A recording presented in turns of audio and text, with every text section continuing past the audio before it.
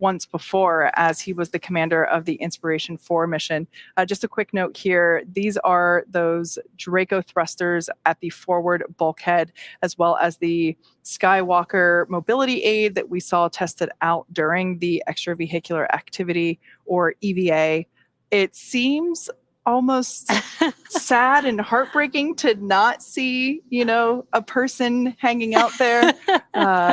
Those views were just so incredible that seeing an empty forward hatch just...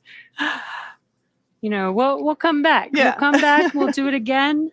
But what an incredible spacewalk we had earlier this week, and just some cool views that we had there from the nose cone looking back down on Earth. And again, as we mentioned, the crew is using their displays just to monitor. Dragon is fully autonomous, so it's doing all these maneuvers on its own, and the crew's just watching, monitoring, making sure they know when the burn is going and when it's going to conclude and how much time is left. And we do just have a few more minutes. Again, this deorbit burn, they're currently in the deorbit burn, and this burn should last just about 7 minutes, and we're about halfway through at this point.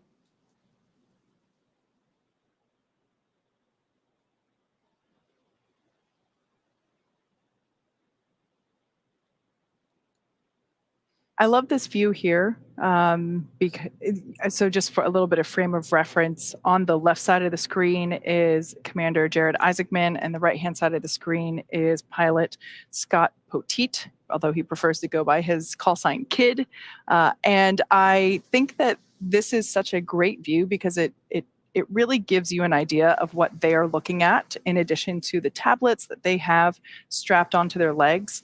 You can see the procedures that they are following along with, as well as the display that illustrates which Dracos are firing at what point. Now, this deorbit burn is still underway. I'm going to pull up the map real quick, but it looks like that might be Australia. Yeah, according to our Dragon tracker, that is the west coast of Australia. It's so cool almost to see the difference. If you watched, earlier this week, they made it over 1,400 kilometers away from Earth. They got a nice round view of the globe. And now you can see that they're much closer to Earth with just a very small slice of Earth that they could see in that view.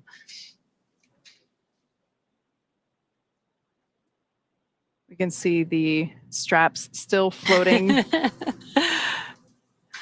Now, if you're curious as to where Dragon is, you can, of course, follow Dragon yourself. We have it on our website, spacex.com/follow-dragon, and it shows you exactly where Dragon is along its path.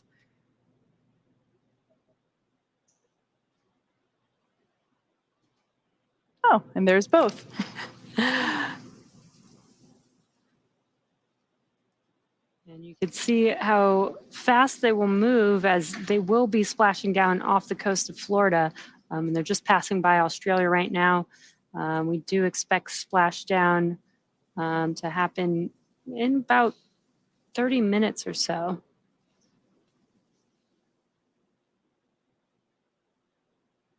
Now, that's a nice way to travel really fast. So I'd like to take one of these next time I go on an international flight. Definitely. And just such great clear views. This is a nice treat for us to be able to see this. And we do have just about a minute remaining in this burn. Again, this will be the last burn for these Draco thrusters at the forward bulkhead. And once this is complete, then we can close the nose cone. We do close the nose cone in preparation for re-entry. And that helps allow us to reuse the capsule, makes reusable a lot easier when you can open and close the nose cone. Previous Dragon designs, we did jettison the nose cone. Now we keep it attached, so in preparation for entry, we do close and lock that nose cone.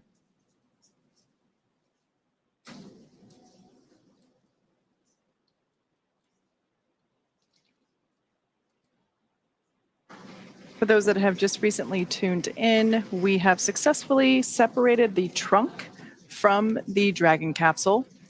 And these are just such amazing views. Dragon SpaceX, deorbit burn complete, performance nominal, nose cone closure initiated.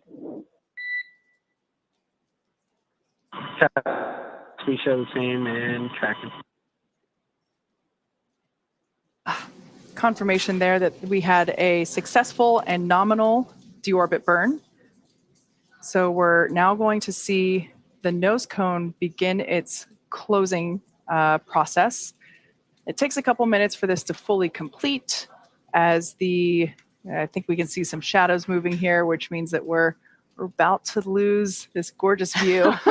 This is an incredible view. And as we mentioned earlier, the vehicle is doing a slew, so it is maneuvering to orient that heat shield a little bit more towards the Earth, and that helps prepare us for reentry. Yeah. And we can see that nose cone coming into view now there in the top left corner.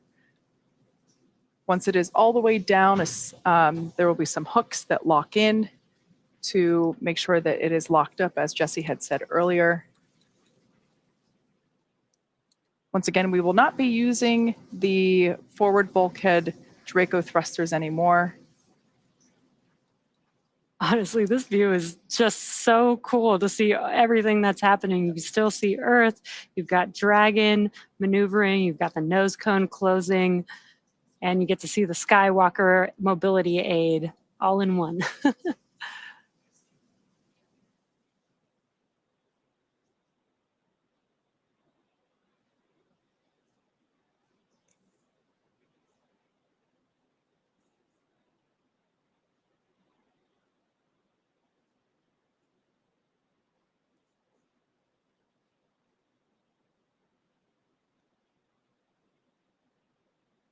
We can see that nose cone coming down to its final position ever so slowly and ever so sadly.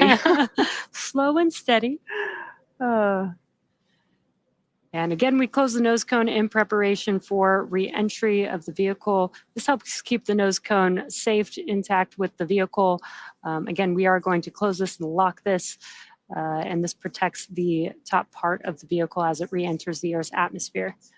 Now, we don't necessarily need it for Dragon, but we do want to protect that Skywalker during re-entry, which we don't typically have or haven't had before on Dragon missions. So this nose cone will actually keep that Skywalker mobility aid pretty safe as well. Indeed. Now, while all this has been going on, the vehicle has initiated the nitrox suit purge. This helps to keep our crew members cool and comfortable during re-entry, which once again, we expect that to occur here in a few minutes, in about a half hour, or a little bit less than a half hour. The exterior of the vehicle will reach temperatures of about 3,500 degrees Fahrenheit, and the crew members remain comfortable, really, even though the outside is quite extreme, thanks to the environmental systems inside the Dragon capsule and the thermal protection system on the exterior of the capsule. Yeah, it's pretty important to keep them cool on the inside. Again, we don't have the trunk of Dragon anymore, so it is on internal power, but it's enough power to keep everything cool inside the cabin, because as it re-enters the Earth's atmosphere, it can get up to about 3,500 degrees Fahrenheit, which is pretty hot. Yeah. We've heard some of the crew members that have flown on Dragon that sometimes they can even see some of the sparks through the window. The plasma. So, yeah. So all along for basically the last day, the Dragon capsule has been decreasing its altitude, beginning with the first two phasing burns that occurred on Friday. 100 kilometers in altitude will begin entry interface. And at that point, that's when the crew begin to feel the effects of the Earth's atmosphere. I just love these stickers here. It's so great. And again, the crew is just monitoring. They also have their tablets, they have the displays.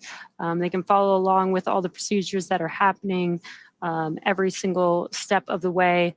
With everything that's happening with the burns, with the nose cone closing inside of Dragon, they'll be able to hear some different sounds. So being able to follow along with the procedures is really important so that they can connect the dots with the sound to the action that is happening outside of the capsule. At this point in time, we're just standing by to hear confirmation of the nose cone's closure. Once we get that information, that basically completes the first half of our deorbit process. Once again, these views live from inside Dragon Resilience, looking over the shoulders of our commander and pilot, Jared Isaacman and Kid Poteet. And currently they are traveling 17,500 miles per hour while they are still in orbit. But they will go down to about 350 miles per hour once the drogues deploy. And then the main chutes are actually going to slow the vehicle down so much that by the time that they splash down back on Earth, it's only about 15 miles per hour that they'll be going. So those drogue chutes and main chutes are pretty important and do a very good job of slowing the vehicle down. Yeah, we actually now build our drogue parachutes in-house. Shout out to the Bloomfield team up in Connecticut. These drogue parachutes do quite a bit of work. And actually, if we didn't have drogue parachutes, we would have to have more main parachutes, and they would have to be twice as big in order to effectively slow the capsule down. Basically, the drogue parachutes deploy around 18,000 feet when the vehicle is going about 350 miles per hour.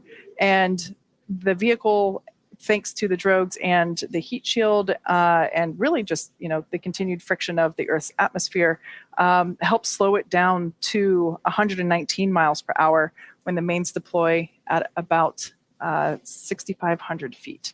So they're really important pieces of the Dragon capsule, and it's always so fun to watch them deploy. I can only imagine what it would feel like to be in the capsule as you're starting to feel Earth again, and then these things pop out and really slow you down. I'm sure it's a welcome feeling, but also kind of a sad one because it means they're really at the very end of their space flight. Yeah, I'm sure it's probably somewhat similar to skydiving, but except they're coming from microgravity into gravity. SpaceX, nose cone secure for entry. Copy that, SpaceX. All right, so there we heard it. The nose cone is confirmed to be completely closed, and that is great news as we begin the second half of entry. Right now, Dragon is beginning to flush nitrox into the cabin and continuing to top off the crew's suits with that cool air. Again, this is what will allow the cabin temperature to remain comfortable while external temperatures reach 3,500 degrees Fahrenheit. The heat shield is pointing forward, leading the capsule to the landing site. Now, while we wait, let's talk a little bit about some of the highlights from the week.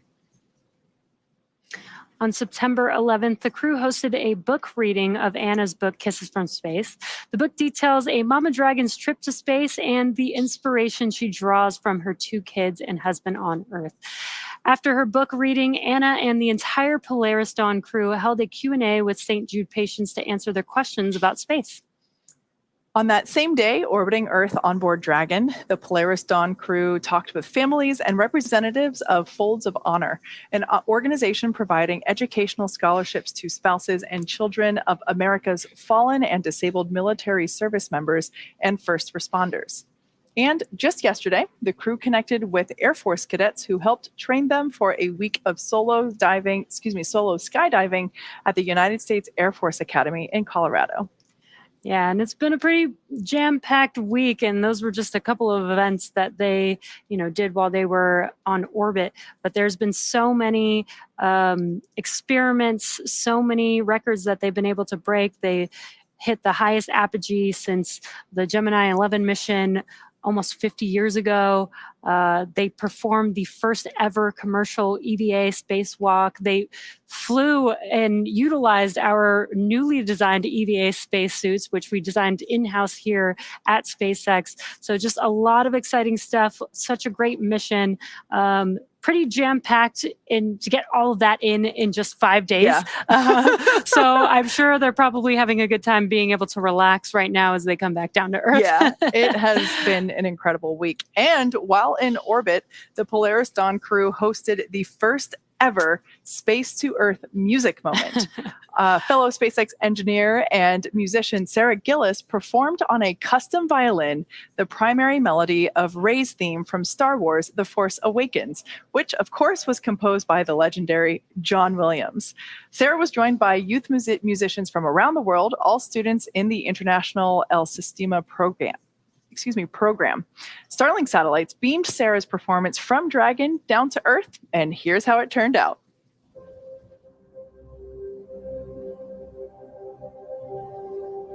Three, two, one.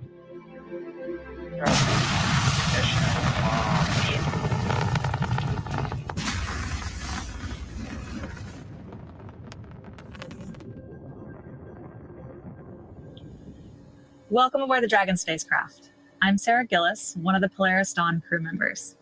As we travel around our beautiful planet Earth on this 5-day mission, we wanted to share this special music moment with you. Bringing together global talent, this performance symbolizes unity and hope, highlighting the resilience and potential of children everywhere. Here is Rey's theme by John Williams, brought to you from the stars.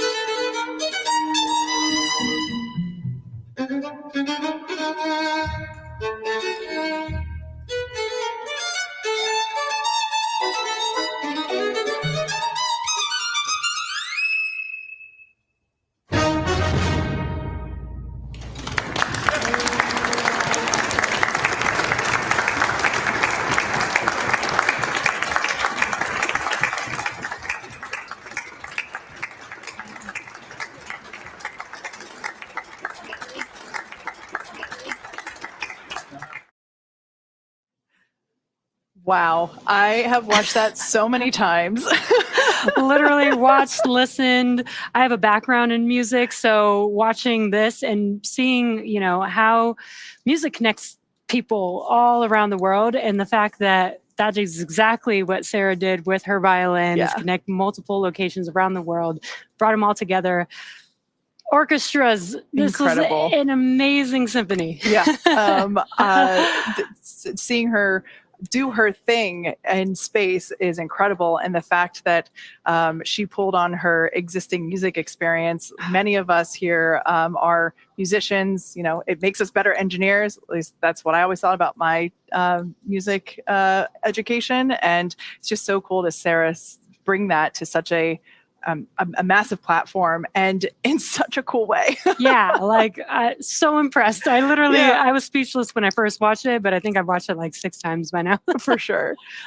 So right now, we don't have views inside the cabin at the moment, but the crew, they continue their deorbit journey. As of right now, we have already separated the trunk from the Dragon capsule, and that allows us, and they've undergone the deorbit burn as well. And separating that Dragon trunk allows us to expose the heat shield. And so let's talk a little bit about the heat shield in greater detail.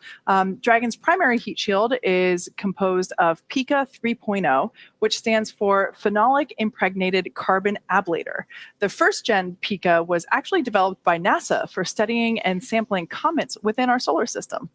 SpaceX partnered with NASA to develop PICA X, which was the second generation product used on all Dragon 1 CRS missions that successfully resupplied the space station on 20 missions. PICA 3.0 was developed specifically for use on Dragon 2 crew and cargo, with enhanced structural and thermal properties that optimized the heat shield and drove down cost and mass. Yeah. The remainder of the Dragon capsule is composed primarily of a SpaceX proprietary ablative material, or SPAM. It's another class of thermal protection which is lighter weight than PICA and protects the underlying composite structure during reentry to ensure the structural capabilities are maintained. Yeah, while Dragon will experience temperatures well over 3,000 degrees Fahrenheit during peak re-entry conditions, the characteristics of the thermal protection systems, coupled with the environmental cooling and life support system in the pressurized interior, will ensure that the crew will stay cool and comfortable during all phases of re-entry through Splashdown, because it does get very hot on the outside. Now, we caught up with the Inspiration 4 crew on what they were thinking and feeling about this during their mission. Coming back home is dynamic. It is exciting because you hit the atmosphere like a bullet. You're traveling 17,500 miles per hour, or Mach 25.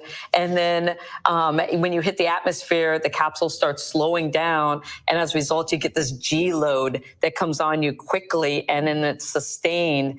And at the same time, the Dragon's making these giant S-turns, which is, again, dialing into its location, but also slowing down the capsule.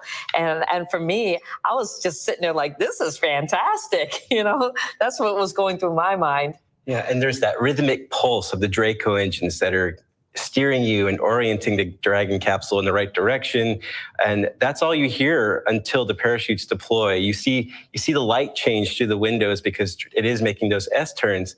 And you don't hear the wind go by until you get to about 50 kilometers up, and that's when you start to hear the rush of the wind, even though you start to feel those G's pretty early.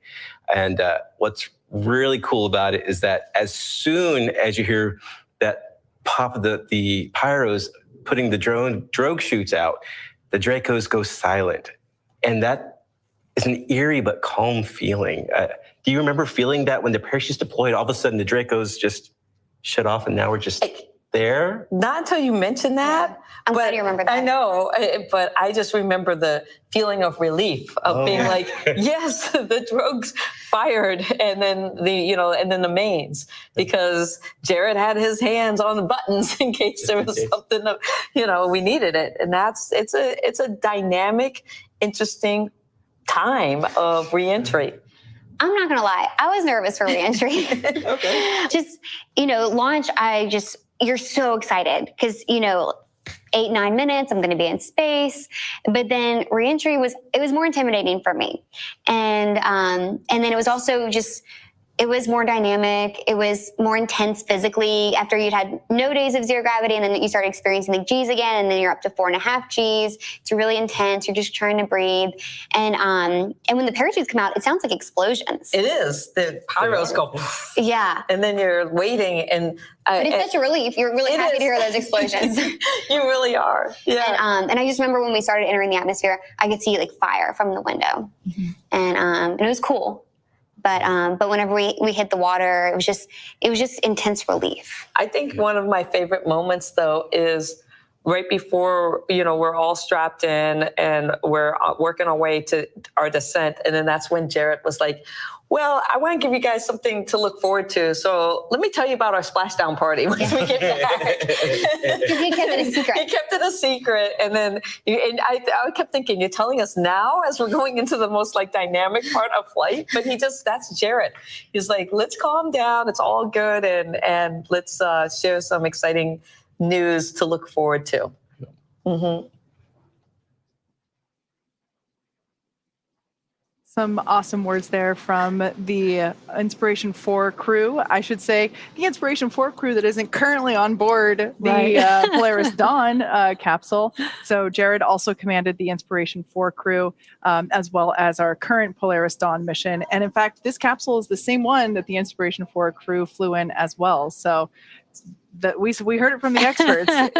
Re-entry is interesting. Yeah, it was really cool to hear, they're different. Each one had a different insight. Haley was, this was the more dynamic portion that she was maybe a little bit more worried about. And Chris talking about how the Draco engines go silent. Yeah. Just love hearing the thoughts from that experience. Yeah. Now, very similar to the Inspiration 4 crew, the Polaris Dawn crew did a ton of research while they were on orbit. So many science and research performed, about 36 research studies and experiments from 31 partner institutions designed to advance both human health here on Earth during, as well as in space during long duration spaceflight. There is a great opportunity for these individuals to really bring another element of research to issues and health concerns that we have here on Earth, and that's pretty great. We have had a full complement of research, an action-packed schedule for this mission. We've had about 40 science and research experiments that we have been tackling, and they span all sorts of genres, and we're really excited to talk to you about a few of them today. So right here, what you see, this is a butterfly ultrasound device. And it's really neat because it can work with an iPhone or an iPad or just any sort of tablet device. And so it's really portable and you can take it anywhere, even to space. So we've been using it for a whole bunch of different experiments, measuring our different veins. We've been measuring our bladder. We've been measuring our kidneys and liver and a lot of different pieces of the body. So it's been really interesting, and we're excited to see what we learn from all the data. This was created by the U.S. Air Force Academy, which is near and dear to my heart. I was assigned there many moons ago as one of the commanders of the cadets. And what these cadets have created is a casing that holds different plants. And we've been imaging these plants on a daily basis to see what the impact of zero gravity is on this plant. One of the big concerns is the fluid shift up here at zero gravity. We can really feel the effect as soon as we were on orbit, and you can kind of see it in our faces. So one of the concerns with long duration space flight is to be able to triage in case of an emergency. And one of the first basic steps is airway assessment. So we volunteered to do some imaging of our airway. We did this experiment before flight, during flight, and then we'll do it post-flight. And what this requires is us to numb up the nasal passage and then insert this endoscopic camera all the way through the nasal passage and back of the throat to take these different images. And then post-flight, we'll be able to assess what happened to the airway passage as that fluid shifts. This is a Tempest Pro. also called our ambulance in a box. So, if you believe in SpaceX's vision of making life multiplanetary, that we're going to have thousands of starships in space someday, tens of thousands of people, we're on Mars and we're exploring our solar system, it's pretty cool. But those are some pretty long journeys, and hospitals aren't very close by. So we have to be able to bring diagnostic tools into space with us, and then be able to beam that information back home to the flight surgeons. So just yesterday, we hooked up all sorts of cables to this. So blood pressure, SpO2, respiration, EKG leads, and basically we're able to capture a number of vital signs and test it out. And then today, we actually did a full-blown medical simulation of what could be a very likely medical situation that could develop after an EVA, and then was able to beam a lot of this information home via Starlink to the flight surgeons in mission control. So I really am excited about it because it's this kind of technology that's going to be needed, to kind of further humankind's ambitions to explore among the stars. We've been collecting data kind of every day, looking at the changes in our vision over time in space. We also have an experiment from CU Boulder that we did shortly after arriving on orbit, where you actually put a contact lens into your eye to monitor the pressure change over time. And there's a picture of Jared. He has the contact lens in his eye that's sending pressure data over 12, 24 hours to a sensor.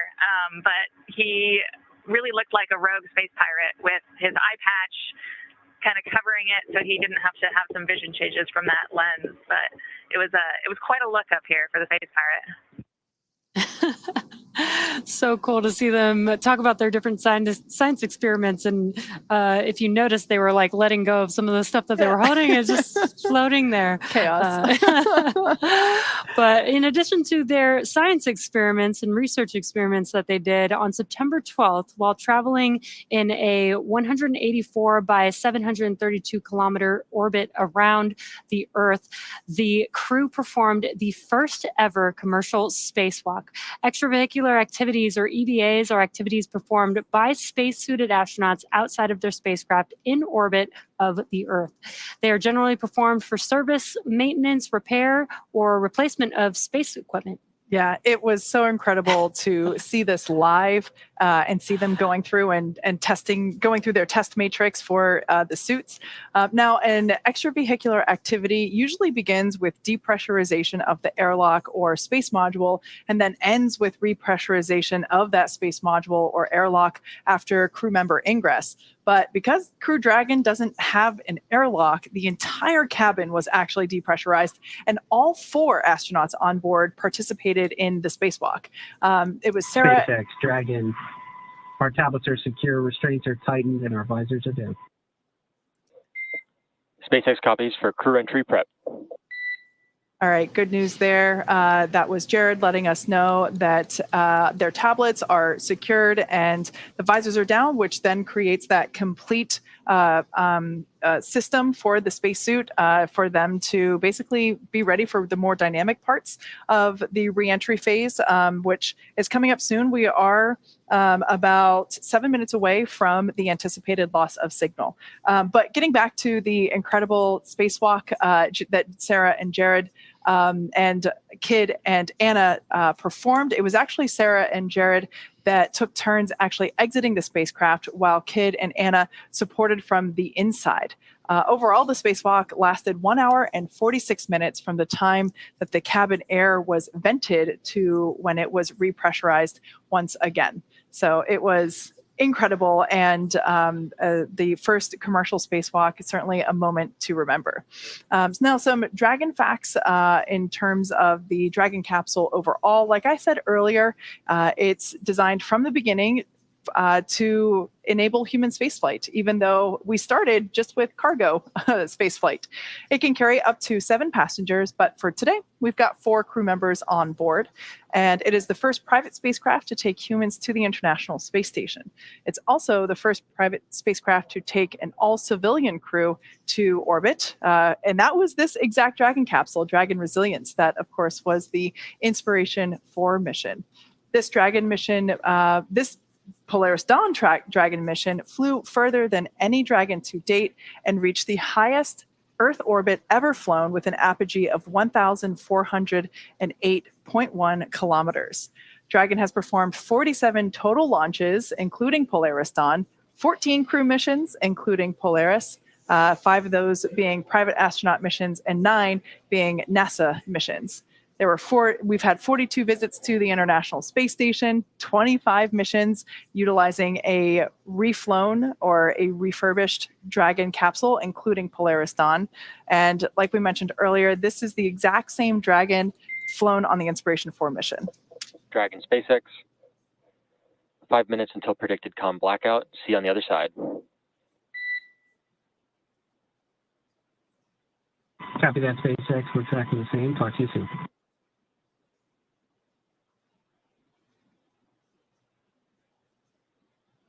And we just heard some comms from the core to the crew, letting them know we're just about 5 minutes away from that blackout period, which is very, very exciting. That means that the crew is almost going to get through the portion of passing through the atmosphere, re-entering the atmosphere, coming back down to Earth. And ironically, today is actually the 3-year anniversary. 3 years ago today, on September 15th, 2021, the Inspiration 4 mission actually launched. And so we got to hear some thoughts. We don't get to hear the Polaris Dawn crew. They haven't gone through this re-entry period. So we got to hear some thoughts from the Inspiration 4 crew on their thoughts of this re-entry period. It's now time to come home. We've been floating in space for 3 days. What did it feel like to you guys to all of a sudden experience a 1/10 of a G as we came back? Okay, you said that liftoff was your favorite part. Coming back was actually mine. I loved hitting the atmosphere and the dynamics of it and having the G load, come on quick, and you're like, okay, gravity's heavy.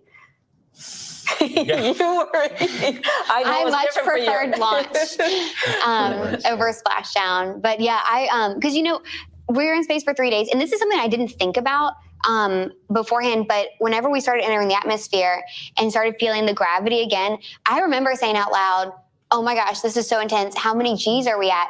And Jared said 0.3. I know. So we were at a third of Earth gravity. And I was like, how are we going to get to 4.5? But you just get through it. Yeah, just keep breathing, right? And then you just pray the parachutes will open. And then whenever they do, and then you hear from SpaceX 4 healthy mains, I remember screaming, thank God. Well, that's the most intense, when they talk about the Dragon being autonomous and stuff, on ascend going up, if the launch escape system will probably catch an error before Jared and I could react. Right. We could do stuff, but you've got that. But coming back, you can't abort coming back. You can't, but the most intense moment, I think, for the commander and the pilot is making sure that the drogues and the mains come out, because we have a short window where we can manually fire them if they don't. And I just remember, we're counting down, and then I'm like, green, yellow, and if I'd gotten to red, then that wouldn't have been good. But every time green happened, the pyros went, and Jared and I were just like, there's the drogues. And we could see it on our monitor. I don't know if you could, but we're like, oh yes, drogues. And then we go I had through. to rip off my iPad to hand it to you so you can take a picture. Once we got off, screen. Because once we got off the 4 healthy mains, Jared was like, that's the best thing I've ever seen. And I was like, yes. Yeah. And then it was like, at that point, it was so peaceful because re-entry was very dynamic. It was the G-forces were so intense. It was more shaky than launch was. And then when the parachutes deploy, that they lift you up and shake you all around. And then whenever after they're out, then you're just kind of falling down. I remember it sounded like a summer breeze outside, and we were like in 1G and just drifting down. And then we hit the water. We knew it. It was. Well, that was one thing too. When you said you're looking at the screens, you and I had a pretty good view, Haley, of we could actually look out the windows at that point. And I remember seeing that the Dragon capsule reorient, and as it's making those S curves to the atmosphere and seeing the clouds move very dynamically. And see, I'd love that. That to me, hearing the Dracos firing and it's like as we're doing these giant S curves. Exactly what it sounded like. Yeah, it's like ingrained in my memory. And I remember just being there and being like, this is so cool. Yeah. You know, and just the technology of what SpaceX has done and being able to, you know, have a capsule that will dial itself in and slow down your descent. It's just amazing. Such a great experience. But Splashdown was awesome because when we hit the water, you're just like, we did it. It was a very emotional moment, Yeah. more than I expected. I love what Dr. Proctor said there. We did it. Yeah. I literally love seeing all the reactions because, you know, we don't get to, you know, experience these events with them. And every single one is very unique to each person's experience. And I love that all three of them have just like a different view of how each event went. Yeah, it's so great to be able to hear their reactions. And I look forward to hearing the Polaris Dawn crew's reactions once they get back on Earth and share their experience with us. Now, the Polaris Dawn crew, we are coming up to our anticipated loss of signal. This is the point in time in which the amount of plasma building up on the exterior of the vehicle becomes significant and that we are unable to command the vehicle or receive telemetry or communicate with the crew. So this happens every time a Dragon capsule comes back through the Earth's atmosphere. And we're anticipating about a 7-minute loss of signal for today's reentry.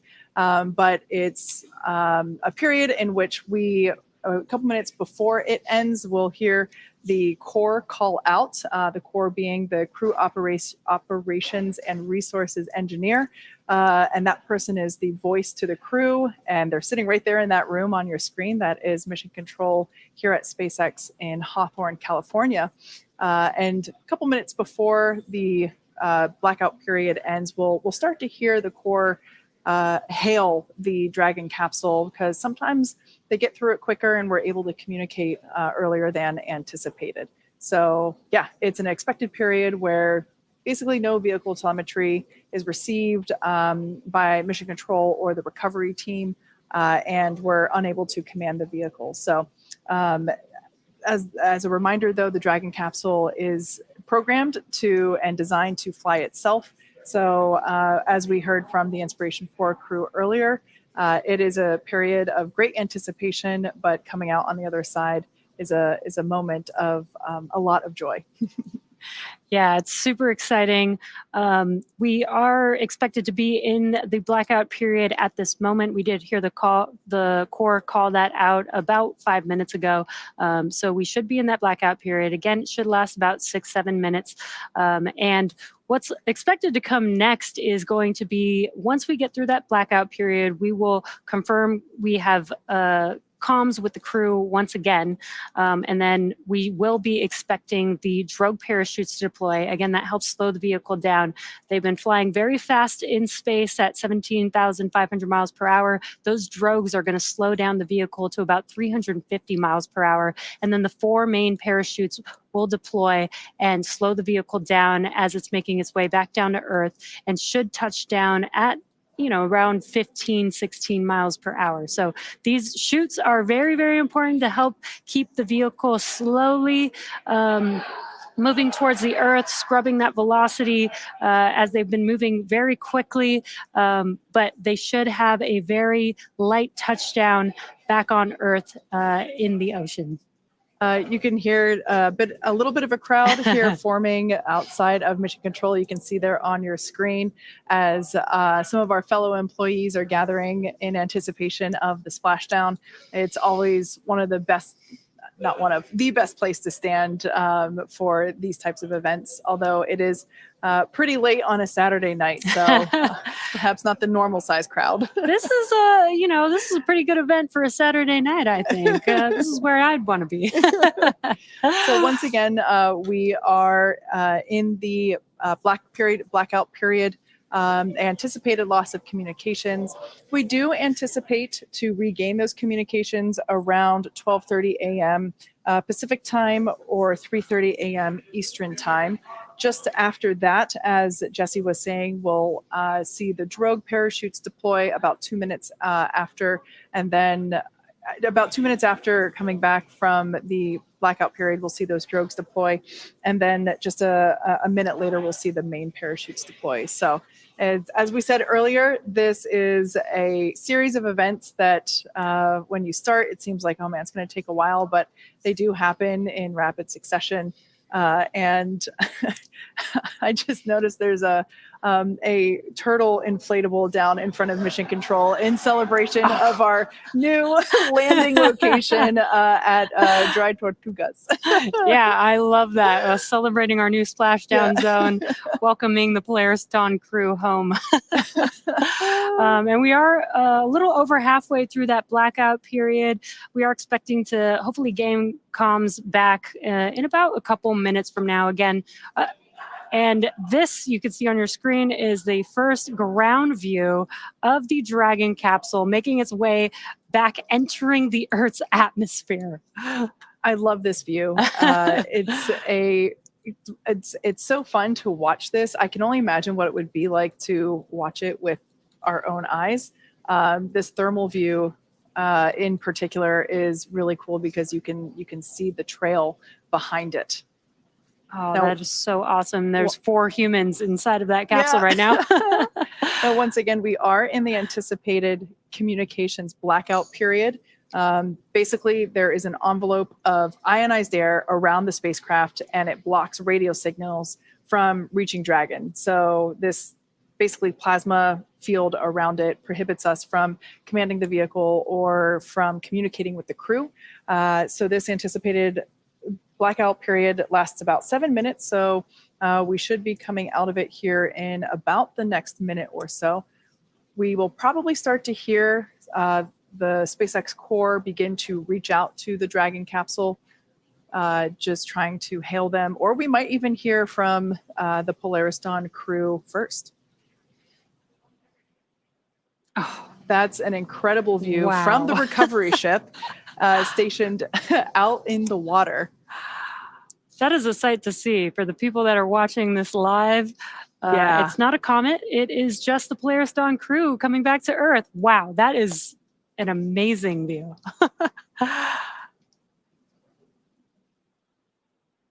Once again, we expect this blackout period to end in about a minute. Another view of the Dragon SpaceX comm check.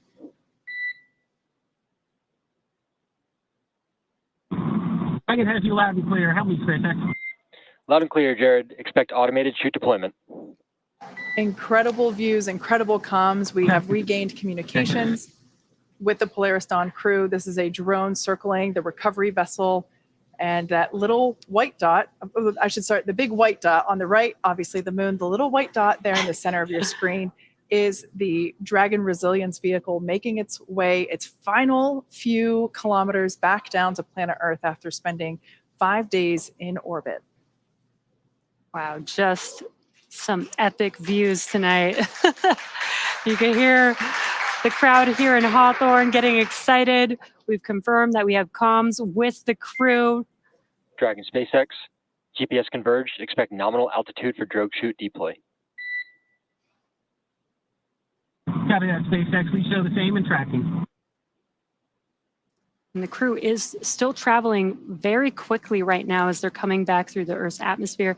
But as you heard, the drogue chutes should be deploying here shortly, and that's going to slow them down significantly. Yeah, we expect those to deploy in about 90 seconds.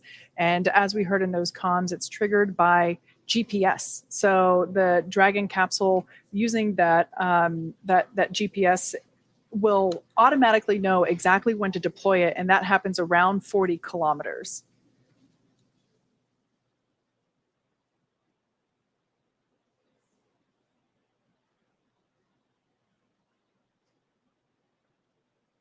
Once the drogue parachutes deploy, about a minute after that, we'll see the main parachutes. And it's pretty incredible that we only... We can see seat rotation now underway. This helps put the crew in a more ergonomic position in anticipation of Brace splashdown. for drogue window. Copy, we're bracing. Should see those chutes deploy here shortly.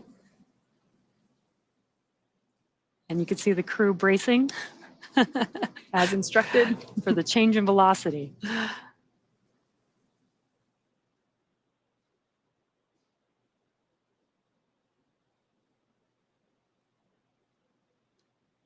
Standing by for deployment of the drogue parachutes.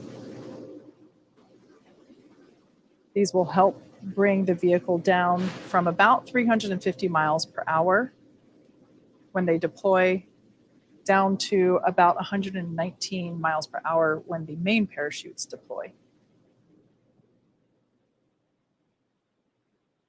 There we can see that the drogue chutes have successfully deployed.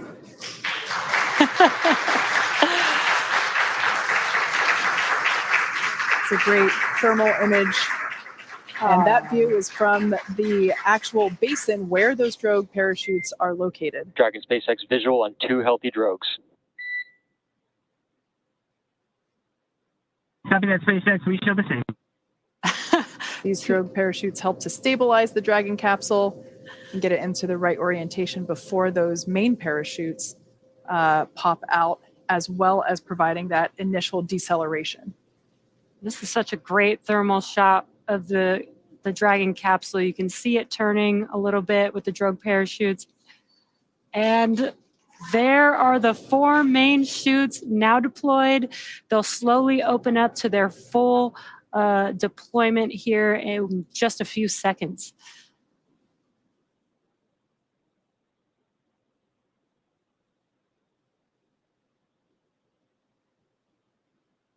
Incredible views of the Polaris Dawn crew returning to Earth after 5 days in Earth's orbit.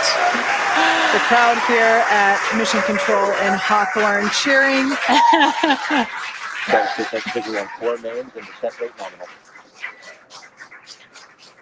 It's a beautiful sight to Copy that, see. SpaceX. We show the same. 1,000. Copy 1,000. Beautiful sight to see those 4 healthy main parachutes. So great. Now, in about 2 minutes, we expect our splashdown to occur. And you may hear the crew and the Corps talking. They're communicating about their altitude as they make their way back down to Earth. We should start. 800. Yeah, there it is. So we should start to hear and Copy 8. are hearing our commander, Jared Isaacman, call out the altitude as they descend to the ocean's surface. We can see the Polaris Dawn crew nestled in their seats there on the left-hand side of your screen as they anticipate their 600. splashdown. Copy 6. And you can see the difference in velocity. This is a lot gentler than just a few minutes ago. Dragon is coming back down to Earth. Absolutely. These main parachutes deploy at about 119 miles per hour and help slow the Dragon capsule down to about 15 miles per hour when it makes contact with the ocean. You can also see that the capsule is now 400. The capsule is now stabilized. It's no longer spinning like we saw it with the drogue parachutes.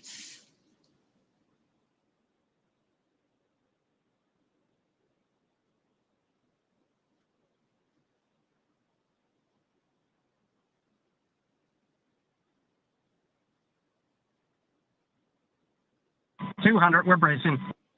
Copy 200 embrace. Bracing for splashdown. That will be the final call we hear from Jared until contact with the ocean surface.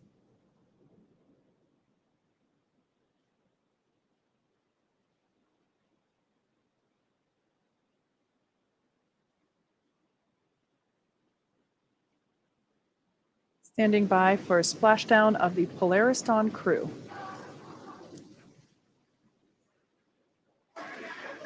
And there you can see.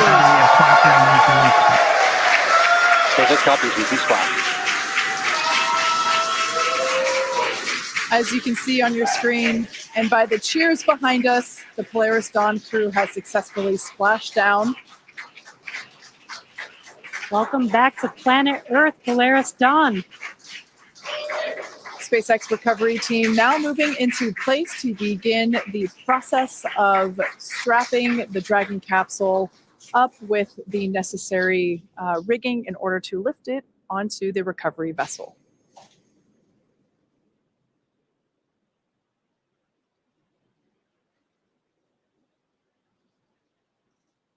Dragon capsule appears to be in a pretty stable position after SpaceX Dragon, vehicles code 1, cruise code 1. SpaceX copies code 1.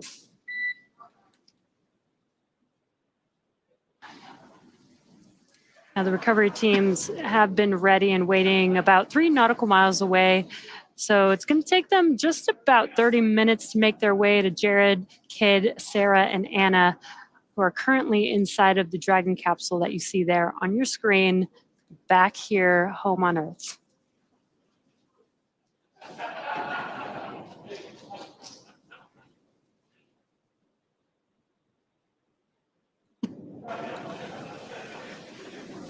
that call out that we heard earlier, confirmation of what I had said a little bit prior to in terms of that stable configuration. That code 1 call out is the reflection of the crew's reporting of that landing position. We can see the Dragon capsule bobbing in the distance. Like Jesse said, the recovery team is a little ways away from the splashdown location, obviously to ensure their safety, as well as the safety of the Polaris Dawn crew. So it takes a little while for the large recovery vessel to make its way over to the Dragon capsule, but there are a couple of fast boats that we will likely see come into screen sooner than later. And those fast boats carry... SpaceX Dragon, we're stable 1. Those fast boats carry... Copy, stable 1. Those fast boats carry the recovery team members that will scoop up the parachutes from the water, excuse me, as well as perform the initial safety checks to make sure that there are no hypergolic fuel vapors or any basically potentially harmful vapors remaining around the Dragon capsule following the deorbit sequence. So we'll see a crew with some personal protective equipment wearing that personal protective equipment around the capsule, performing those safety checks before allowing anyone to get too close to the capsule. And I love that we have those fast boats. You know, instead of waiting for the recovery vessel to make it with crew members on board there, we have the fast boats to get there while the recovery vessel is making its way towards the capsule. And we can do all that work in advance. And they are very fast, as you can see. SpaceX, on behalf of the entire team of SpaceX, welcome home. We have pulled go for recovery personnel to approach. Expect personnel alongside in approximately 1 minute. Copy that, SpaceX, and Polaris Dawn, we are mission complete. Thanks for all the big help pulling this mission together.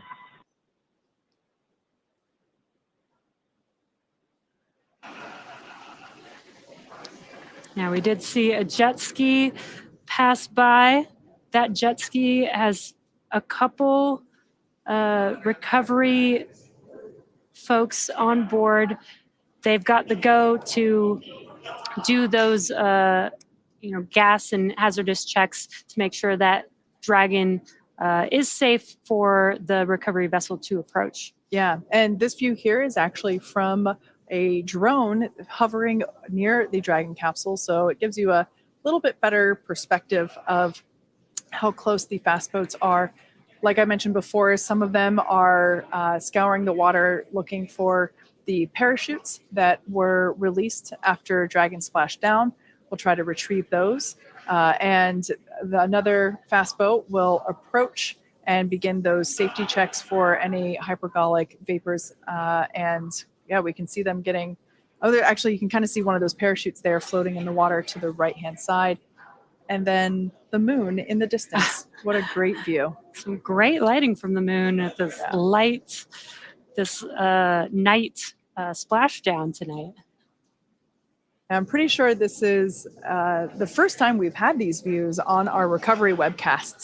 So it's pretty cool to see. I love that we get this view right here where we can see the lights on inside Dragon capsule through the windows. Almost looks like the eyes of Dragon. Yeah, that's pretty cool.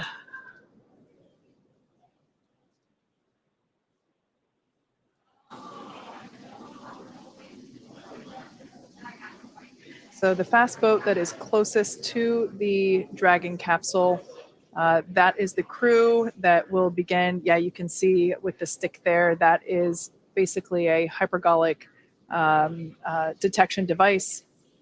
And yeah, they will attach to the Dragon capsule to get a little closer.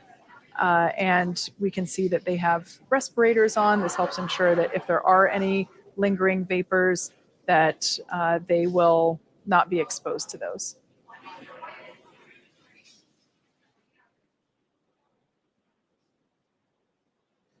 Now the recovery team, just like the Polaris Dawn crew, they perform quite a bit of training in order to be able to perform these activities safely. In fact, for those of you that have never watched our recovery shows before, but there will actually be someone that jumps into the water and begins climbing on Dragon capsule in order to secure the straps that are necessary to lift the Dragon capsule out of the water. Oh, there's a cool shot there because you can actually see the basin where the main parachutes were located. That's where oh, here's a thermal view now. But yeah, that lower, larger basin is where the main parachutes were located.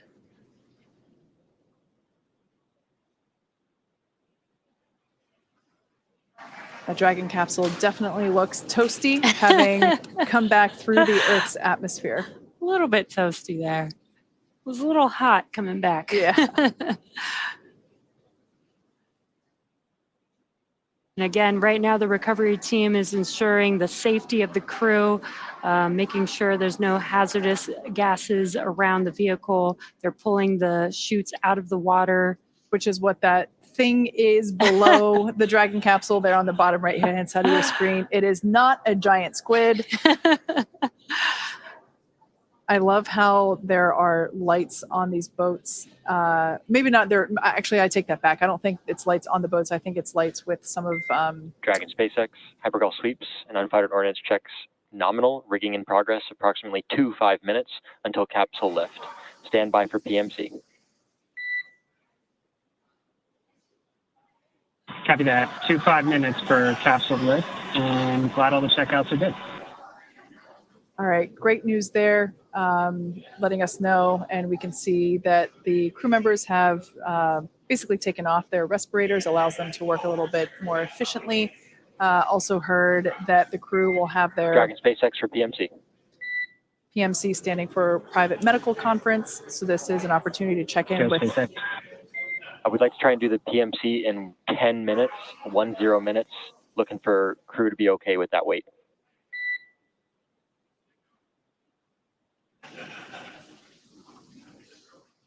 Crew's good. We'll call you if we need to pull it in, but right now 10 minutes seems good.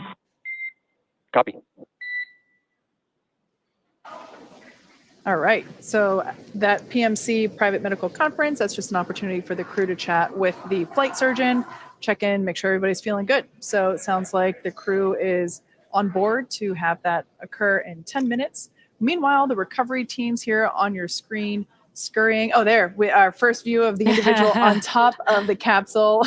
Yeah, I have said this in many Splashdown webcasts before. Not enough money in the world to convince me to do that job. I have so much admiration and respect for the people that can. Just doing that in dark water would be terrifying to me. And I love how efficient and well-trained all of these individuals are. We can see it in action here. They function as a really strong unit altogether. Even in, I mean, these waters are pretty calm, but you can see the capsule and the boats kind of moving around. And it's not like they're on land. Yeah.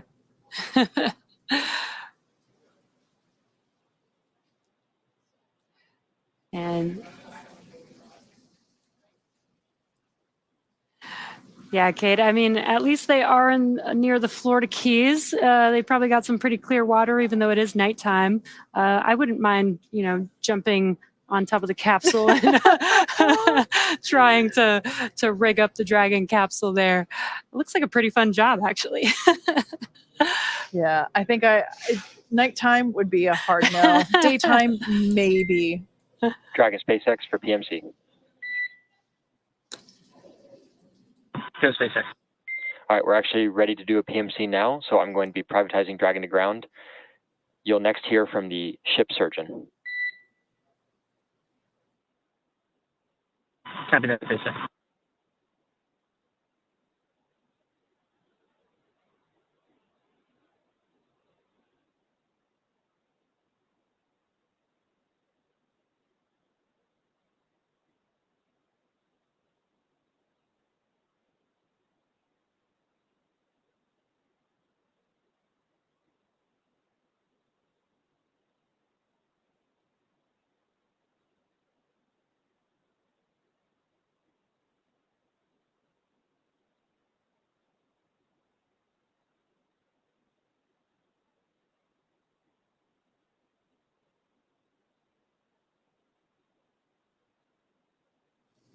So cool to see this happening live with the various recovery team members working to install the straps and the rigging that is necessary in order to safely lift the Dragon capsule out of the water.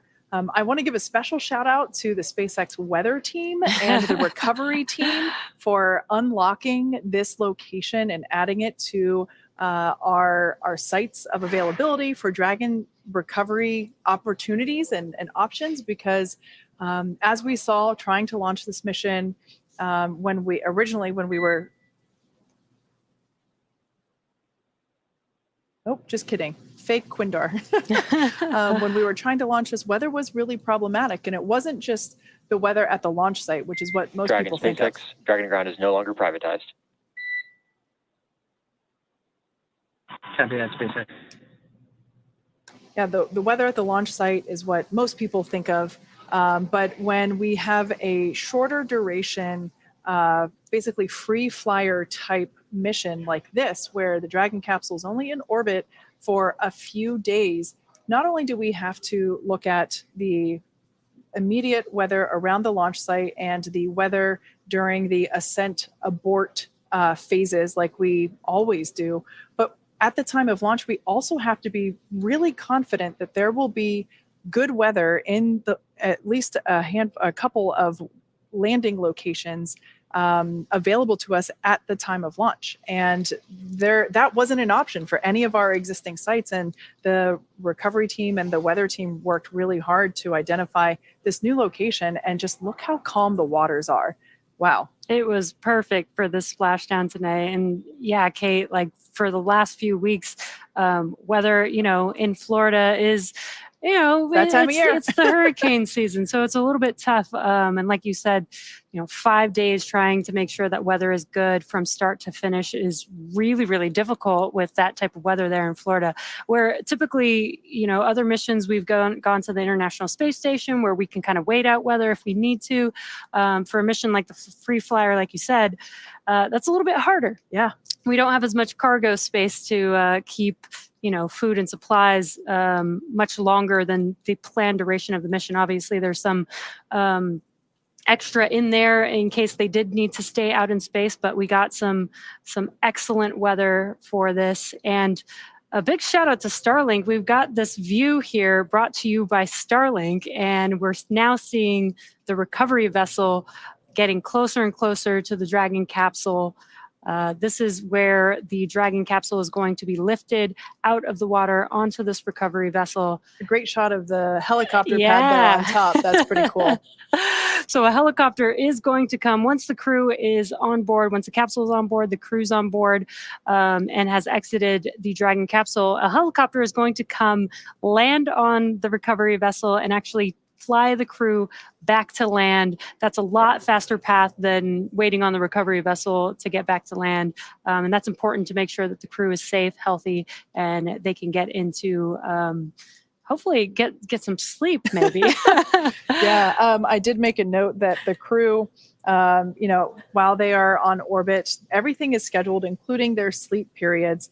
And they actually had their wake-up call at 6:25 p.m. Pacific time, or 9:25 p.m. Eastern time. So it's right now almost 1 a.m. Pacific time. So yeah, they've been awake for a while, and they had quite a day, honestly. And I'm sure that they are most excited to see their families again, and also probably pretty excited to get a good night's sleep. In a bed. Yeah. Instead of floating around. Yeah. Now, if you've recently joined us, unfortunately, you missed quite a bit of action already, but we still have a bit to go. So far, we, as you can see, have had a successful splashdown of the Dragon capsule carrying the Polaris Dawn crew. They splashed down about 12:36 a.m. Pacific time. Unfortunately, I was too excited and I didn't catch the exact splashdown time, but I think it was right around then. And that is now the recovery of the capsule is now underway. This view is of the recovery team in one of those fast boats. We can see some of the recovery crew members working to place the straps and the rigging around the capsule that will be used, excuse me, to lift the Dragon capsule out of the water and onto the recovery vessel. And from there, the crew members the recovery team members will open up the side hatch. And that will be the first breath of fresh air that this crew has had since they lifted off. Let's see, 5 days ago. Man, this week has been such a blur. I guess that was Monday night, I think. A Monday night for us, yes. Yeah, okay, thank you. So yeah, it's been quite a few days. And once that hatch is open, we will then bring each crew member out one at a time. They will then head up to the medical deck and have an in-person checkout with the flight surgeon, or excuse me, the flight surgeon that is on the ship, so the ship surgeon. And yeah, from there, they'll get on that helicopter that you mentioned. Yeah, and the flight surgeon will be the first to greet the crew once that hatch is open. And they'll help the recovery team and crew will help them exit the Dragon capsule if they need to. And we actually, again, 3 years ago today, the Inspiration 4 crew lifted off and did their 3-day mission in space. So we'll get to hear some of their thoughts on what that was like exiting the capsule for the first time coming back down to Earth. It was a really kind of a bittersweet time. Like, we knew we had just completed all these different milestones. We had done all that research. And I know Polaris Dawn, they have so much more research they're going to get through. But we had just got down into the water, and now we're just sitting there waiting to come out and then go on to the next thing, right? And how do we take this story? How do we take this experience and share it with everybody that's been experiencing it with us, which they were watching us the entire time, which I think was amazing. We had so many people donate to St. Jude during our flight. That was one of the most incredible things to learn about. Yeah, later that night after Splashdown, right, when we found out we surpassed our $200 million fundraising goal, I remember I just couldn't stop crying. I was just so happy. And I love the fact that, our families heard the sonic boom of us coming home. It's like we announced, here we come. I'm glad they knew that was a good thing. Yeah, that's right.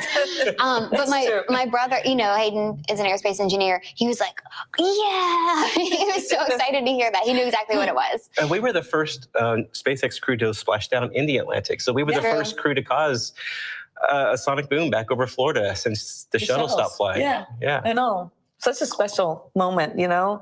And I just remember getting back onto the boat and and then working on opening up the side hatch for the first time, and Anil being there to welcome us. And welcome home, Earthling. I'll never forget that.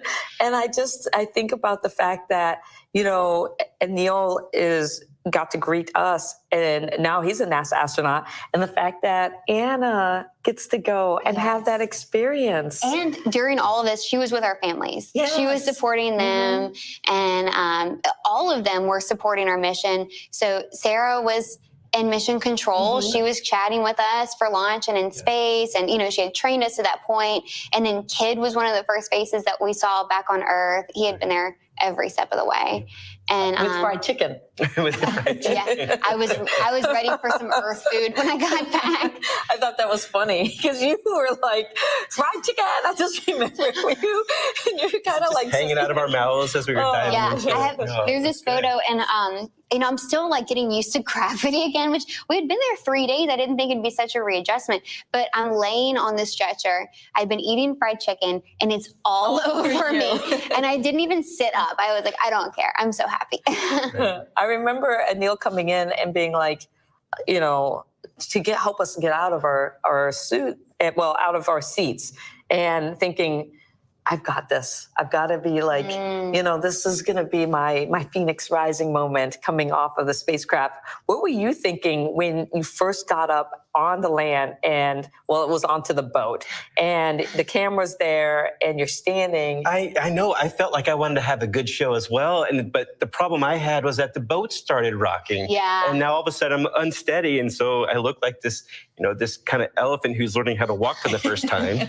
I was really excited to be back and to go see everyone and share the story. And I felt great. I felt awesome. And I looked at you guys coming out too, and you were strutting your way on to the next section. And then Jared, of course, followed behind me. Oh yeah, Jared was last out. Jared always let us go first. Yep. Ladies first. Yep. Love hearing the inspiration for memories, really, of their own spaceflight mission.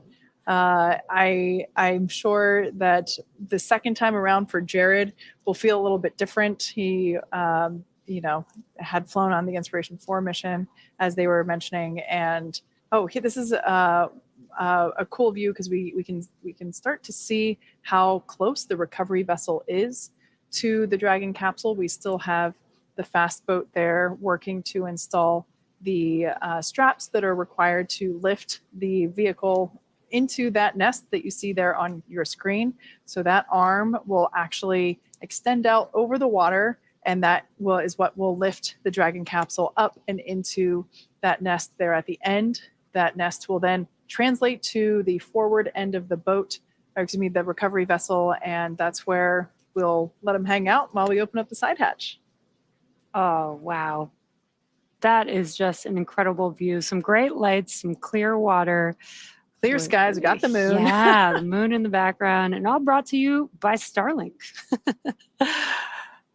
I loved hearing that Haley's first thing coming out of the capsule was eating fried Dragon chicken. SpaceX, be advised, transitioning forward link comm will be unavailable for a little less than 5 minutes.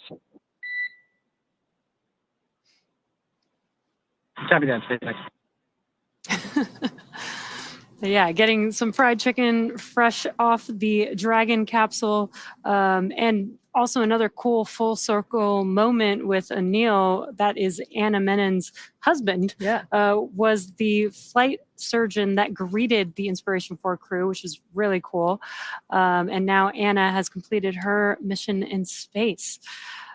Just so cool to see that full circle moment. Again, I can't believe this is all happening on the same day that the Inspiration 4 launched 3 years ago. That's pretty cool. Yeah, so we can start to see the recovery team getting closer to the Dragon capsule, one of the fast boats there in the background, as well as the capsule itself coming into view.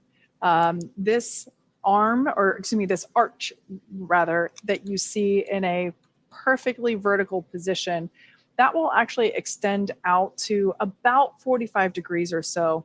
And it will happen quite quickly. Basically, once all of the straps are in place and secure and tight, that arm will extend. You can see a protective buoy there at the end of the vessel to help make sure that nothing comes into contact with the Dragon capsule. But once those straps are attached and that arm, that hydraulic arch is extended out, the Dragon capsule will actually be lifted up and out of the water pretty efficiently and placed into that circular basket looking thing, or what we call it a nest. And that is basically the landing point for the Dragon capsule. You can see it has a bit of a concave shape to help support the similarly concave shaped heat shield at the bottom of the Dragon capsule. And once the Dragon capsule is in the Dragon nest, it will translate and move forward towards the front of the boat, actually more towards the middle of the boat, to a platform. As you probably can see on the Dragon capsule, the hatch is about in the middle of the Dragon capsule.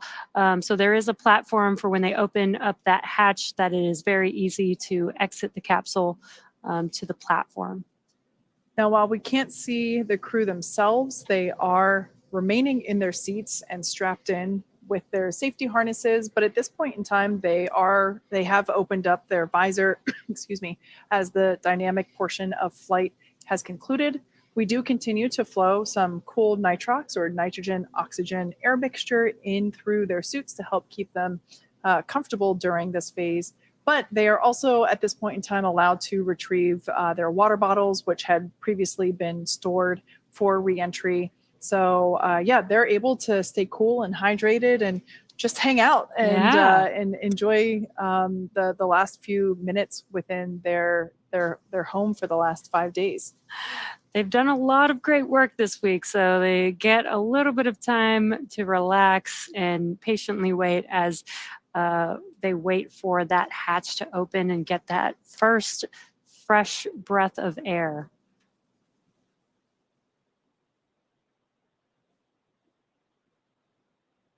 Again, just some great views here. This is the recovery vessel with the helipad on top of it. Again, a helicopter is going to land on that pad there, board the crew, and take them back to land very quickly, back to their families and friends that'll hopefully be there to greet them back to Earth. I love this drone shot that we have. First time we've had a view like this for our recovery operations, and it's Dragon SpaceX comm check. Dragon, as you loud and clear, how many? Loud and clear. Forward link transition complete. Copy that, SpaceX. all right. We can see the recovery team continuing to pull the Dragon capsule a little bit closer. There's still one individual there in the bucket where the main parachutes are stored during flight. You can also see at the top of, basically at the top of what is the side hatch, there's another bucket, and that's where the drogue parachutes are located. Dragon SpaceX, rigging complete, approximately 5 minutes until capsule lift. Copy that, 5 minutes till capsule lift. And again, the core communicating to the crew as they can't see outside of the capsule. So there's a lot of movements going on. There's a lot of sounds that they're going to be hearing. And there you can see the hydraulic lift mechanism lowering into position in preparation for lifting the Dragon capsule out of the water. We'll see the recovery team individual who's there placing those attachment straps onto the straps that he's already basically put around the circumference of the Dragon capsule. That individual will climb up a little bit higher on the capsule and then jump off into the dark water. And oh, here's a cool view from above that helicopter pad. That is where the helicopter will land and take the 4 crew members back to land. So about 5 minutes, well, at this point, 4 minutes until the capsule is lifted out of the water.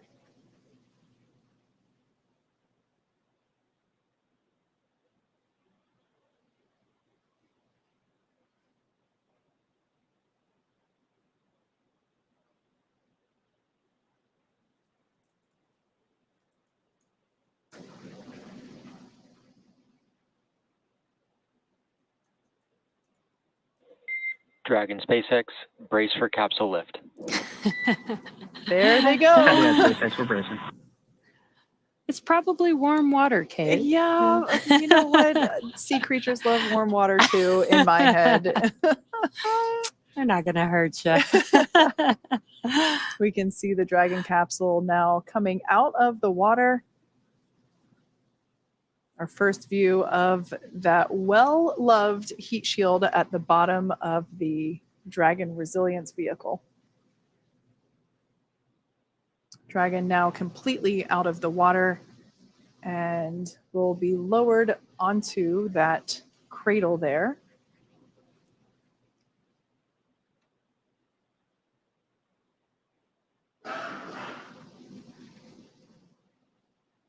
Once the Dragon capsule is lowered, we will see the recovery team, who are obviously out of the way for safety reasons at this point in time. But once the capsule is translated and secured, we'll see them begin to hose it down with fresh water. As we reuse these capsules, we want to try and minimize the effects of corrosion, which of course happen due to salt water. So we will actually begin to see not only that basin where the main parachutes were located, that will get rinsed out, as well as the overall capsule. The crew is now on the recovery vessel, probably their first moment of a little bit more stability being back on Earth.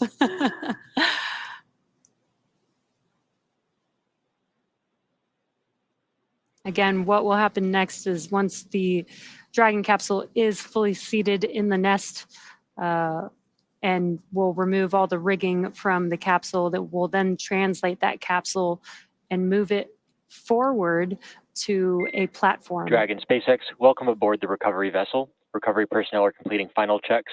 Stand by for translation to the egress platform. Copy that, SpaceX. Standing by. All right, great news there.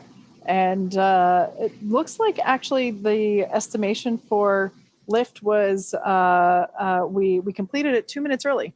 So like I said, it's a pretty efficient operation. The recovery team, not only have they performed this on numerous actual human space flight missions, but also in rehearsals and training procedures of their own. So it looks like the crew members that you see there have donned some PPE once again.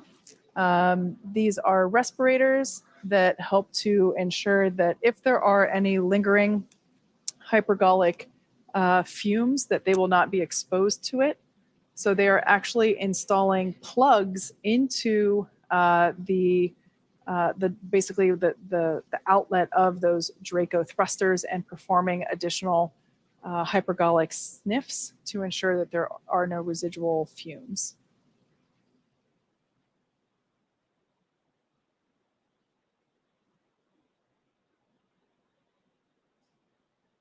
Once they install all of the necessary Draco plugs, they will continue with a final round of detection checks.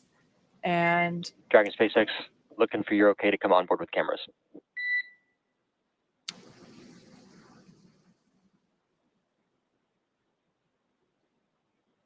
SpaceX Dragon, you're welcome aboard with the cams.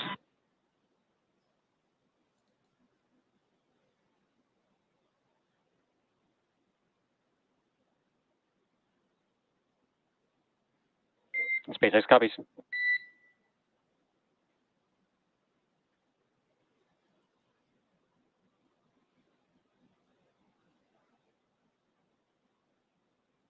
Recovery team continuing with the installation of those safety plugs to help prevent any fumes from the Draco thrusters. Our Draco engines utilize hypergolic propellants, and those are toxic to humans, of course. And so we want to ensure the safety of our recovery team as well as the Polaris Dawn crew. So we're going to close up those thrusters and perform some additional fume checks before allowing anyone to approach Oh, our first view inside the capsule post splashdown. Got some happy faces, visors up, and then seatbelts on. Yeah. The classic kid thumbs up. Yes, I love it. Yep. I've actually been following along with I've been following along with the procedures that they have on their tablets. They're located on their legs, and it's actually written into their procedure to remain seated and restrained, just in case if anybody inside was feeling daring. They are still required to keep all hands inside the ride at all times. Yeah, that is actually very important. They have been out in space for 5 days. They don't have gravity, forcing their muscles to be working the way that we utilize them here on Earth. So it is important that when they do take their first steps, that we have some of the crew and the medical team there to support them in case they need any help. Absolutely. Again, it's only been 5 days. The Inspiration 4 crew did 3 days, and they were able to pretty easily walk out of the capsule, but we'll see how this crew does back on gravity. Yeah.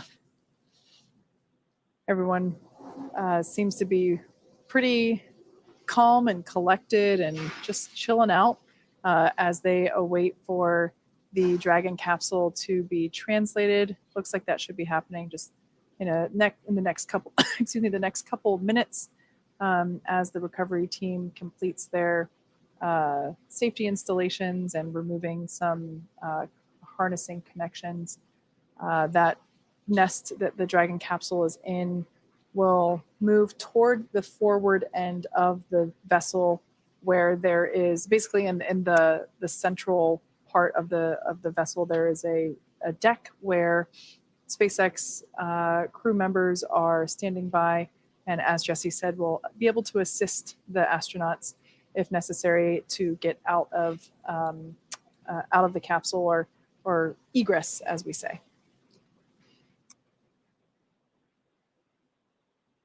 And a cool view here, just looking from behind the seats.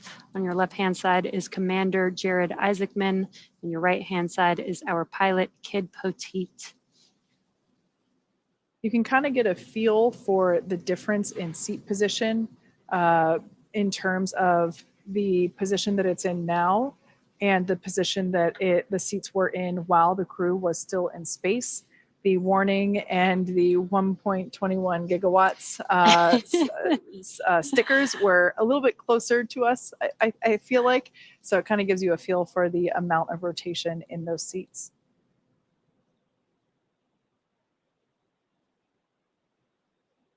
Pretty cool to be able to see the same displays that the crew utilizes while they were in flight.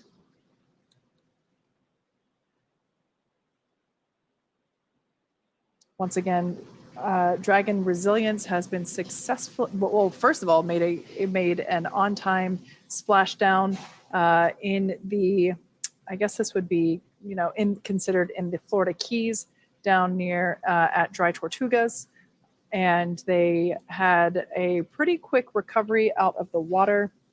They are now on the recovery vessel and standing by for the final preparations performed by the recovery team prior to basically opening that side hatch. Once again, this will be the first time that the Polaris Dawn crew will have fresh air. It'll be fresh, salty, fishy air, but fresh air nonetheless. And there we can see the Dragon capsule now being moved toward the central part of the ship. You can see there. There are some SpaceX crew members also wearing respirators, once again, as we will perform the final hypergolic safety sniffing tests. As I mentioned earlier, beginning to spray the Dragon capsule down with fresh water to try and rinse that salt water off of the metallic components.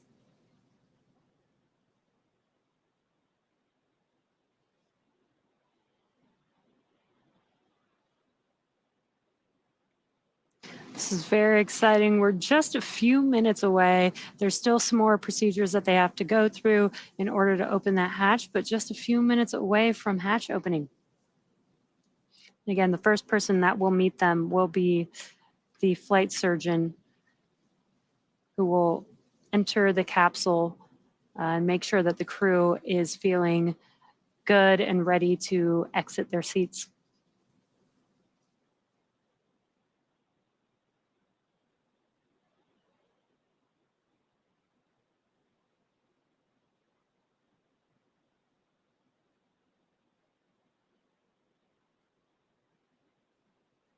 For those of you that have joined just recently, the Dragon capsule carrying the Polaris Dawn crew splashed down just 41 minutes ago at 12:36 a.m. Pacific time, 3:36 a.m.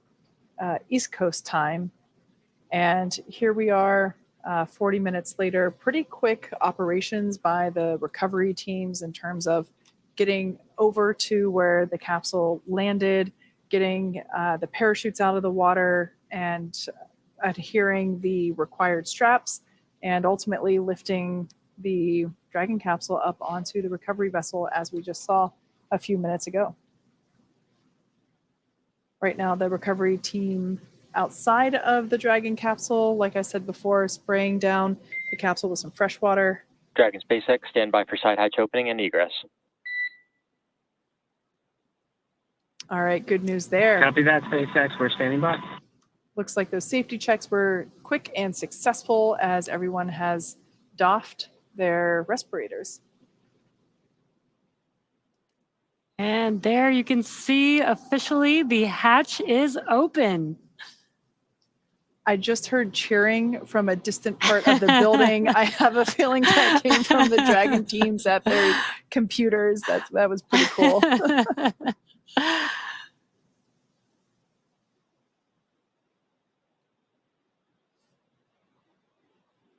That is the flight surgeon doing initial medical checks, making sure that everybody is feeling good.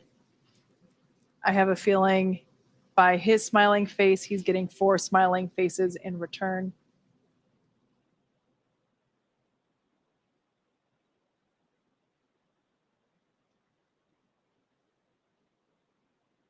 The Polaris Dawn crew has now officially taken their first breath of Earth air in the last 5 days.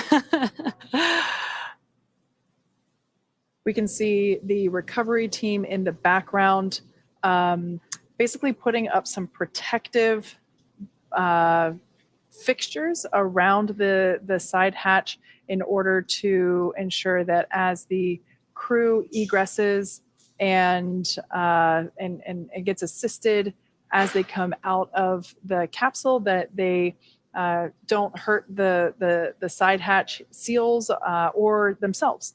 Obviously want to protect the individuals as well.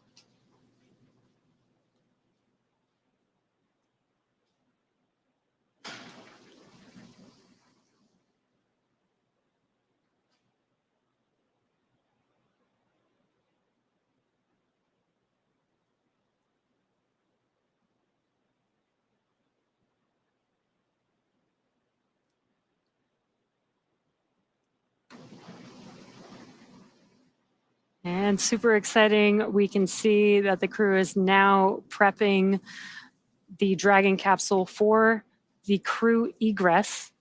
And there is, they're going to be removing their harnesses, removing any equipment out of the way to ensure that they are safe to step out of their seats and egress the Dragon capsule. Even the flight surgeon has to be assisted. It's some tough maneuvering.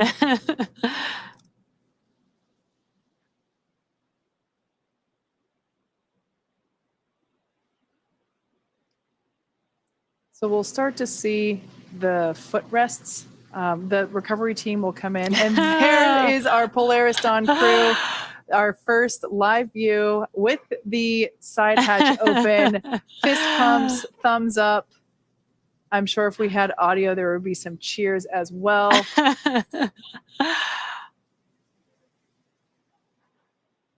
I'm sure the crew is so excited to be home, mission complete, like they said, after 5 days of some historic milestones. That smiling face there in the side hatch taking pictures, I'm sure that is John Kraus, also known as Snap. He is I believe, the content director for the Polaris Dawn program.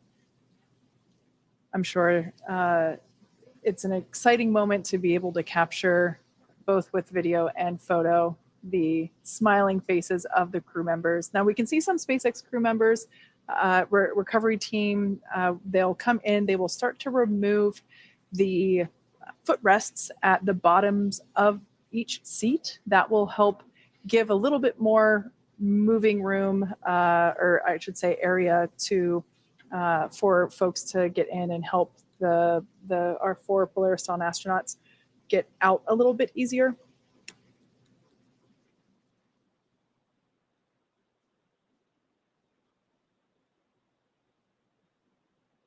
And there's a footrest being removed there, as Kate mentioned.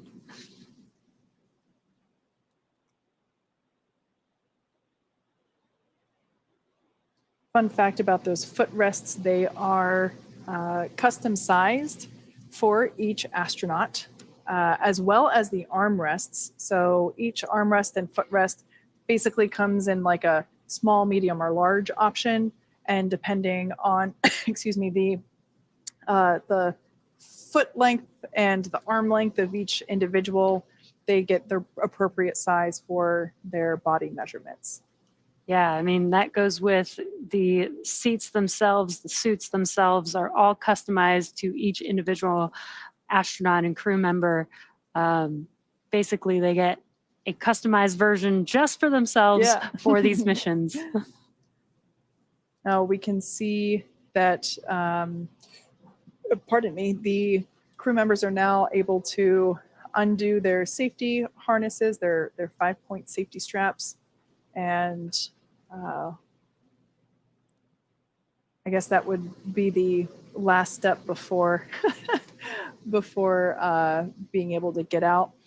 Now it seems as though the first person to come out will be Anna Menon, who is on the far right side as we are looking at it. She is in seat 4. Yeah. So Anna is now making her way with this assisted egress.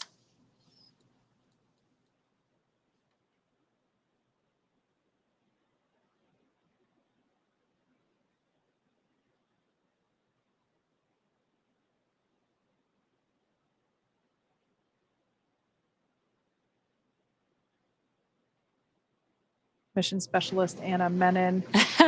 There she is. Fellow SpaceXer. Yes. So happy. I love this. So excited. Welcome back to Earth, Anna.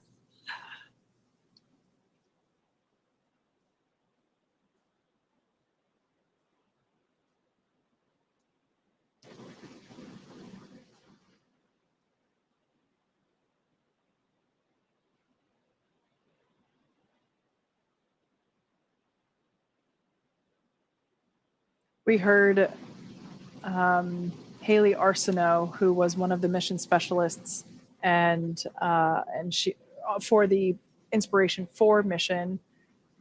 We heard her say that Jared always let the ladies go first, and so I have a feeling that Sarah might be the next one to egress here. Yep, we can see her now getting out of her seat. She and Anna had the 2 window seats.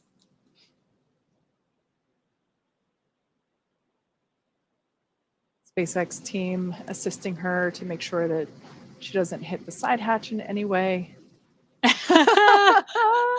So much excitement. Our second SpaceXer to fly in space, mission specialist Sarah Gillis, back on Earth.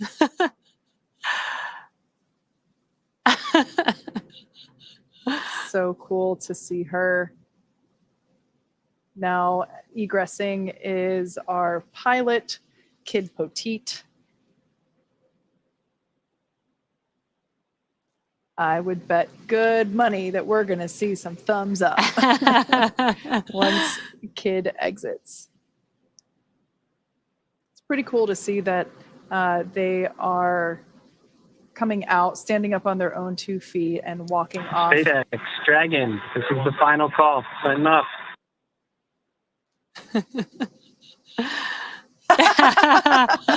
Some dance moves. That's pretty great. I think that move should be added to the required choreography for human spaceflight missions. You know, we have the astronaut lean back when they approach their rocket on launch day. The kid shuffle, I think, should be the next one for post egress.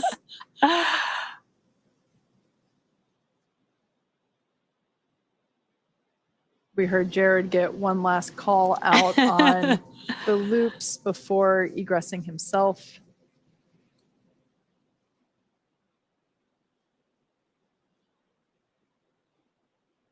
And the final Polaris Dawn crew member egressing Dragon Resilience, Commander Jared Isaacman.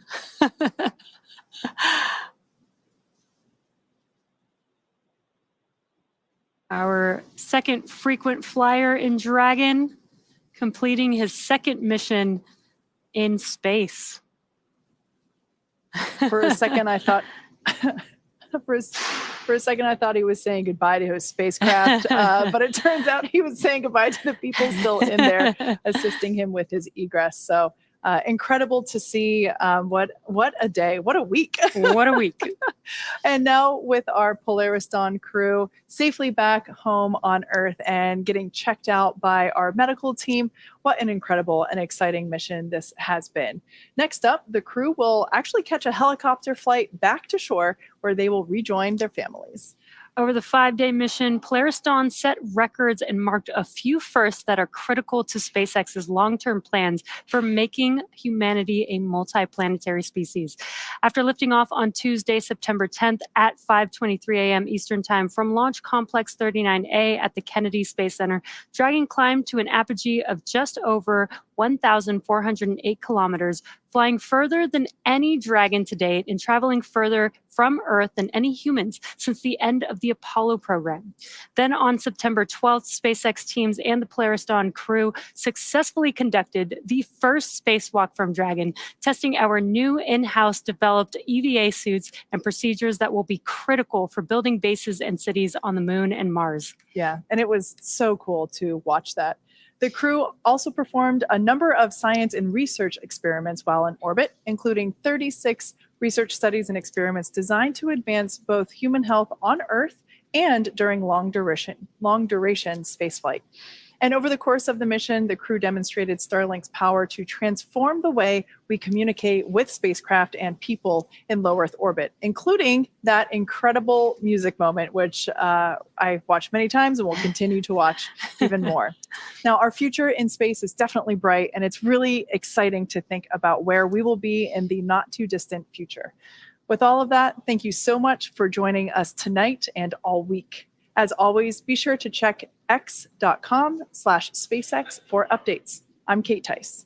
And I'm Jesse Anderson. Thank you to everyone for being with us this week for the Polaris Dawn mission, and have an incredible night.